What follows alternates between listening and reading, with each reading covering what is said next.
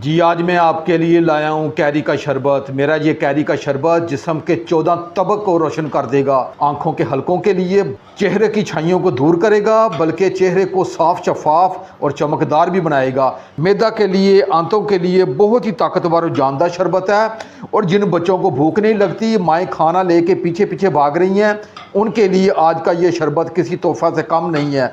इसे बनाने का क्या तरीका है और इसे महफूज करने का क्या तरीका है, आपने शुरू से लेकर मेरी वीडियो का आखिर तक देखिएगा। रहमान रहीम, लाखों करोड़ों अरबों दुरूदो सलाम आप सल्लल्लाहु अलैहि वसल्लम पर और आपकी आल पर। अल्लाह ताला आपको खुश रखे। मैं हूं तारिक जावेद, आप देख रहे हैं दादा तारिक रेसिपीज़। आज हम कच्ची कैरी का शरबत बनाएंगे। गर्मियों का मौसम शुरू हो चुका है और मार्केट में भरपूर कैरी आ चुकी है। आज मैं बहुत ही मुख्तलिफ तरीके से ये मैं आज आपको रेसिपी दूंगा। इसे आए अपनी रेसिपी की तरफ चलते हैं। 1 किलोग्राम कच्ची कैरी ली है और इसे अच्छे तरीके से मैंने 1 से 2 पानी धो लिया है। ये मैंने 1 किलो सिर्फ 90 रुपये की ली है। सबसे पहले आपने क्या करना है, मैंने कैरी ली है, इसके जो ऊपर वाला ये डंडल है ये थोड़ा सा मैं काट दूंगा। डंडल काटने के बाद आपने इसका जो छिलका है ये आपने उतार देना है।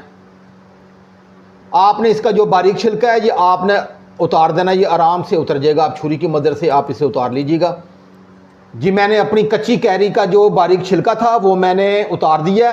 छुरी की मदद से इसे कट लगाऊंगा। आप जो अंदर इसके अंदर गुठली है वहां तक आपने कट लगाना है और इसी तरह मैं 5 से 6 कट लगाऊंगा। अच्छे तरीके से दबा के कट लगाऊंगा ताकि गुठली तक कर ये कट चले जाए। मैंने 5 कट लगा दिए इसे। अब इसे दरमियान से आपने ये गोल कट लगा देना है। मैंने दरमियान से भी गोल कट गहरा लगा दिया है। इसके अंदर गुठली तक मैंने कट लगा दी है। मैंने एक बाउल लिया है, इसमें मैंने खुला पानी डाल दिया है और ये कैरी है जिसके हमने छिलके उतार दिए हैं और कट लगा दिए हैं, ये मैं इसमें डाल दूंगा। आपने इसे फौरी पानी में डालना है वरना कैरी अपना कलर रंग चेंज कर देगी। और इसी तरह मैं तमाम कैरियों के ऊपर से डंडल उतार दूंगा, इसके छिलके उतार के इसे कट लगा के आपकी खिदमत में हाजिर होता हूं। कच्ची कैरियों के छिलके उतार लिए हैं, इसे मैं एक तरफ रखूंगा। चूल्हे की फ्लेम को मैंने ऑन कर लिया है और ऊपर कढ़ाई रख दी है और आंच को रखा है मैंने मीडियम। अब इसमें 2 गिलास सिर्फ पानी मैंने डालना है। पानी डालने के बाद जो हमारी कच्ची कैरी है ये मैं इसमें डाल दूंगा। जो तरतीब मैं आपको बता रहा हूँ इसी तरतीब से आपने ये शरबत बनाना है। इंशाल्लाह ये अलग जायका होगा शरबत। अपनी कैरियों को पानी में डाल दिया है। अब इसे मैं 7 से 8 मिनट के लिए इसे कुक करूँगा ताकि हमारी कैरियाँ अच्छी तरीके से नरम हो जाएं। आप 7 से 8 मिनट के बाद इंशाल्लाह मिलते हैं। ये मुझे कैरियों को ढांप के पकाते हुए तकरीबन 10 मिनट हो गए। अब इसका ढक्कन उठा के चेक कर लेते हैं। ये ने जी हमारी ज़बरदस्त किस्म की ये कैरी है, ये देखिएगा सॉफ्ट हो चुकी हैं और ये अंदर तक ये गल चुकी हैं। ये देखिए मैं चम्मच के ज़रिए आपको चेक भी करवा रहा हूँ, ये मुकम्मल ये गल चुकी हैं। अब चूल्हे की फ्लेम को मैं ऑफ़ करूंगा और इसे मैं ठंडा करूंगा। इसके अंदर जो पानी बच गया है ये कीमती पानी है, इसे हमने वेस्ट नहीं करना। इसका क्या करना है फिर मैं आपको बताऊंगा। फिलहाल इसे मैं ठंडा करने के लिए बाहर पंखे के नीचे रख दिया। मैंने अपनी कैरियों को अच्छे तरीके से ठंडा कर लिया है। अब इसका जो ऊपर वाला पल्प है इसे हमने अलग कर देना है। आप छुरी की मदद से या आपने हाथ को अच्छे तरीके से धो लेना है या आप हाथ के ऊपर ये ग्लव्स चढ़ा लीजिएगा, ये आराम से इसका पल्प उतर जाएगा। ये देखेंगे मैं पकड़ के आपको करीब से आपको दिखा रहा हूँ। इसमें ज़रा बराबर भी आपको मेहनत नहीं करना पड़ेगी। ये देखिए आप हल्का सा दबाएंगे, ये देखिएगा इसकी गुठली अलग हो जाएगी और इसका पल्प अलग हो जाएगा। ये देखिए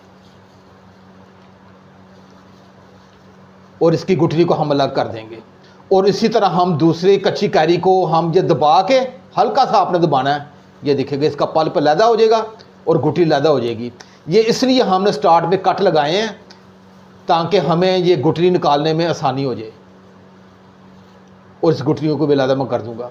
और इसी तरह ही आपने तमाम कैरियों को ये दबा के इसका पल्प लैदा कर देना है और इसकी गुठलियों को लैदा कर देना है। ये सबसे आसान तरीका है जो मैं आज आपको इस वीडियो में शेयर कर रहा हूँ। इसमें आपको ज़रा बराबर भी कोई मशक्क़त नहीं करना पड़ेगी। तमाम कैरियों की गुठलियाँ निकाल ली हैं। अब मैंने एक ब्लेंडर जग ले लिया है और ये कैरियों का पल्प है ये मैं इसमें डाल दूंगा। और आखिर में ये थोड़ा सा पानी डाल के थोड़ा सा हंगार डाल देंगे ताकि कोई चीज़ ज़ाया ना जाए। मैंने आधी गठी पुदीने की ली है, इसकी सिर्फ पत्तियाँ आपने लेनी है और इसे मैंने 3 से 4 पानी अच्छे तरीके से धो लिया है। ये भी मैं इसमें डाल दूंगा। मैं पुदीना और कैरी का जो पल्प है इसे अच्छे तरीके से ग्राइंड कर लूँगा। पुदीने और कैरी के पल्प को अच्छे तरीके से ग्राइंड कर लिया है और इसकी थिकनेस देखें, मैं आपको थोड़ी सी थिकनेस चेक करवानी है और इसी तरह ही आपने ये रेसिपी बनानी है। और ये हमारे पास बेहतरीन कैरी का लिक्विड हमें मिल गया है। अब इसे मैं एक तरफ करूँगा। फ्लेम को मैंने अभी तक ऑफ किया हुआ है, ऊपर कढ़ाई रख दी है। मैं एक स्ट्रेनर ले लूँगा और ये ग्राइंड किया हुआ कैरी का लिक्विड है जो मैं इसमें डाल दूँगा और इसमें थोड़ा सा पानी डाल के थोड़ा सा हंगार डाल देंगे ताकि कोई चीज़ आया ना जाए। अब मैंने स्पैचुला की मदद से इसे अच्छे तरीके से निचोड़ के सारा अर्क और जूस नीचे कढ़ाई में उतार दूंगा और ये बेहतरीन हमारे पास ये कैरी का लिक्विड हमें मिल गया। 5 से 6 अदद मैंने छोटी इलायची ली है, इसके मुंह मैंने खोल दिए हैं। हाफ़ टी स्पून मैंने सफ़ेद नमक लिया है और हाफ़ टी स्पून मैंने काला नमक लिया है, ये मैं डाल दूंगा। 1 किलो कैरी ली है मैंने और 750 ग्राम मैंने ये चीनी ली है, ये तकरीबन 3 पाव बनती है, ये मैं डाल दूंगा। अब इसमें 1 लीटर मजीद पानी में डाल दूंगा और इसे अच्छे तरीके से मैं मिक्स करूंगा। अभी तक मैंने चूल्हे की फ्लेम को मैंने ऑफ़ किया हुआ है। मैंने तमाम चीज़ों को अच्छे तरीके से मिक्स कर दिया है। अब मैं चूल्हे की फ्लेम को मैं मीडियम आंच पे कम अज़ कम इसे 15 मिनट के लिए पकाना है ताकि इसका कच्चापन ख़त्म हो जाए। टीस्पून से थोड़ा सा कम मैं टाटरी डाल दूँगा। टाटरी का डालना इसलिए ज़रूरी है कि क्योंकि मैंने इसे 2 से 3 माह के लिए सेव करना है, तो आप टाटरी का यूज़ करेंगे। अगर आपने टाटरी का इस्तेमाल नहीं करना तो फिर आपने 8 अदद लेमू उसका जूस इस कढ़ाई में उतार देना है। अगर आपके पास टाटरी भी नहीं है, लेमू भी नहीं है, फिर आपने सिरका लेना है और 5 चम्मच खाने के आपने ये डाल देने हैं। अब इसे मैं मीडियम आंच पे 15 मिनट तक इसे कुक करूँगा और जैसे इसके ऊपर झाग आती जाएगी इसे मैं रिमूव करता जाऊँगा। झाग का निकालना बहुत ज़रूरी है, किनारों पे झाग आएगी उसे मैं निकालता रहूँगा। कैरी के शरबत को पकाते हुए मुझे पूरे 15 मिनट हो गए हैं। किनारों पे झाग आ गई है, ये झाग है, ये हमने हर हालत में इसे रिमूव कर देना है। ये आपने झाग को हर हालत में निकाल देना है इसे।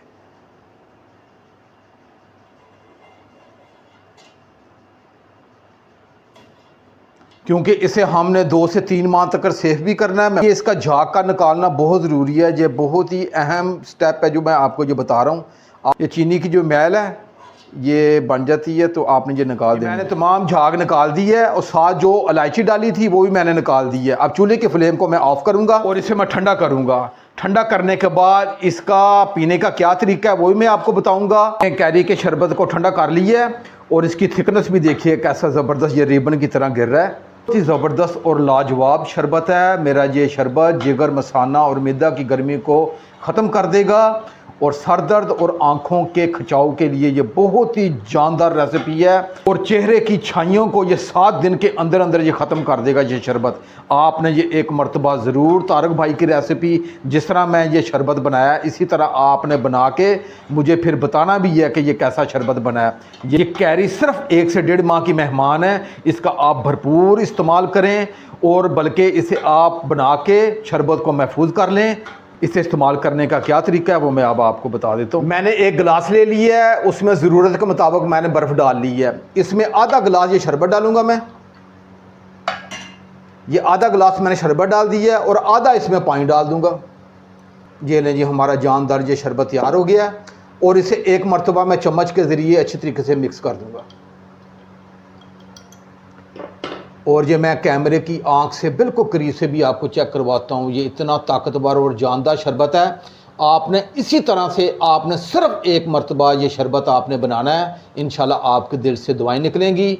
अगर ये मेरी रेसिपी, मेरी काविश आपको अच्छी लगे तो मेरे चैनल को ज़रूर सब्सक्राइब कर दिया करें, ये आपकी तरफ से हौसला अफजाई होती है। मैं भाई तारिक को इजाज़त दें, इंशाल्लाह मैं एक नई रेसिपी के साथ हाज़िर हूँगा। अपना बहुत ख्याल रखिएगा। अल्लाह हाफिज़।